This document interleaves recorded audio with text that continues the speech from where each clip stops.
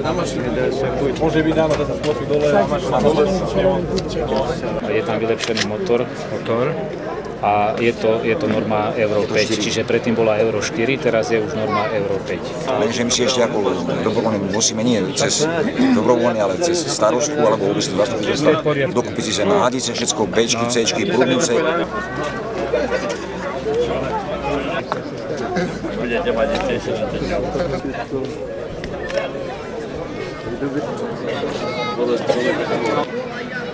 Ďakujem. A uhrovská starostka požiadala ministra, pre našich hasičov auto získala. A uhrovská starostka požiadala ministra, pre našich hasičov auto získala.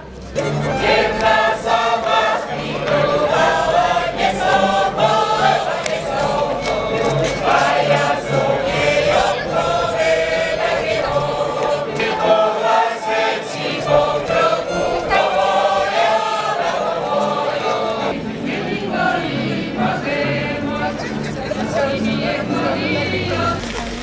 Sústredíme sa, ale že sú komplikované službo pravené k prevzatiu požiarnej techniky. Foul!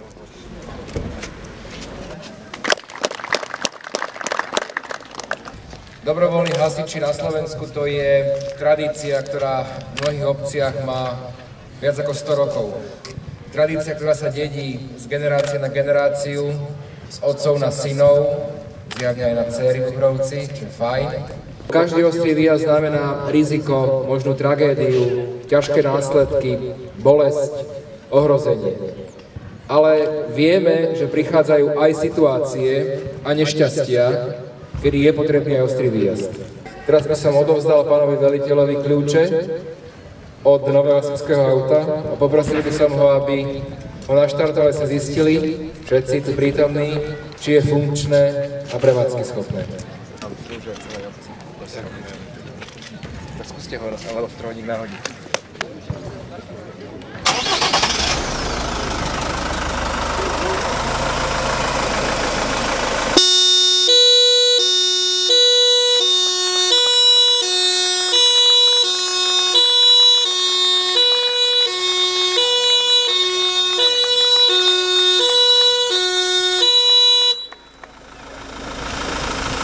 Aby mohli pomáhať, zachraňovať, slúžiť nielen sebe, ale aj druhým. A my ťa chceme i dnes prosiť i za hasičov, ktorí zachraňujú ľudské životy. Odovzdávam toto hasičské auto, robím tak v mene Boha Otca, Syna i Ducha Svätého. Amen.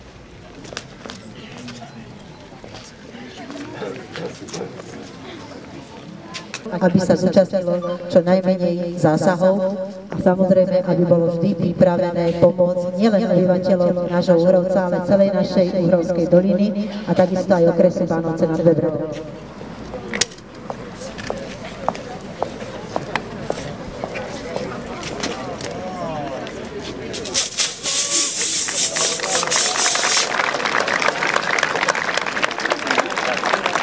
Pán minister, ešte raz veľmi srdečne ďakujem. A dovolte mi, aby som vám symbolicky odovzdala naše staré hasičské vozidlo. Je to veľmi dobrá šutná torta, ktorý týmto spôsobom sa vám chceme poďakovať a vy ste nám doviezli nové a my vám odovzdávame staré.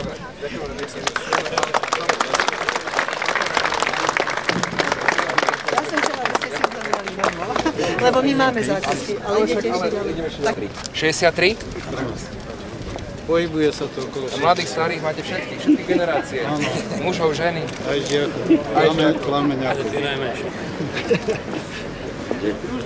Pozor! Rozchod! Dobre, by sa stali a sadzujú prvé miesto. Poďte sa, ideme sa odfotiť k autu. Poďte, ideme sa odfotiť.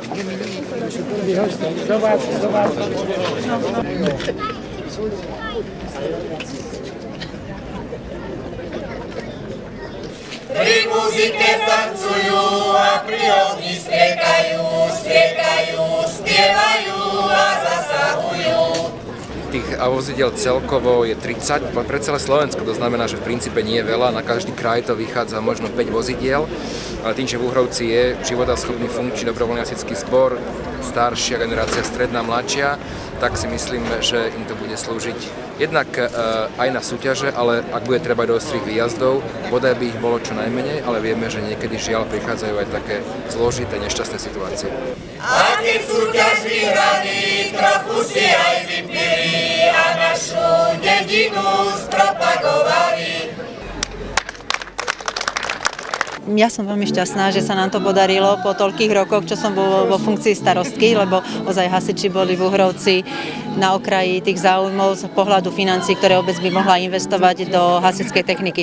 Toto ma zaväzuje vlastne, aby sme dopomohli dobrovoľnému hasičskému zboru k celkovému kompletnému vybaveniu, pretože si myslím, že hasičská technika nebude slúžiť v čase potreby len a mimoriadneho zásahu len pre našu obec, ale pre celý mikroregión a celý náš okres Bánovce nad Bebravou. Takže o to viac som rada, že dostali sme už druhé vozidlo do nášho okresu.